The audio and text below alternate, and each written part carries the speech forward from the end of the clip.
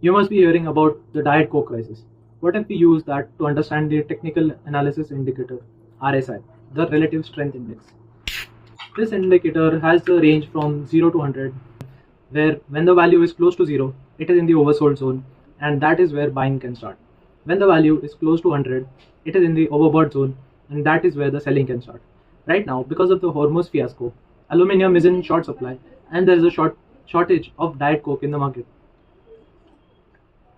Hence, people fear that they won't get this stevia and caffeine infused carbonated water, and people have started hoarding the beverage. So we can say that the RSI is easily at 95, which is the overbought zone. Please note that RSI follows mean reversion. So once the Strait of Hormuz fiasco clears up, people won't tend to hoard Diet Coke as much, and the RSI will come back to 50. That is the mean. This is a short video series that I am starting, where I will be explaining simple trading terms in very easy language. If you like the video, do hit the like button and consider subscribing to the channel.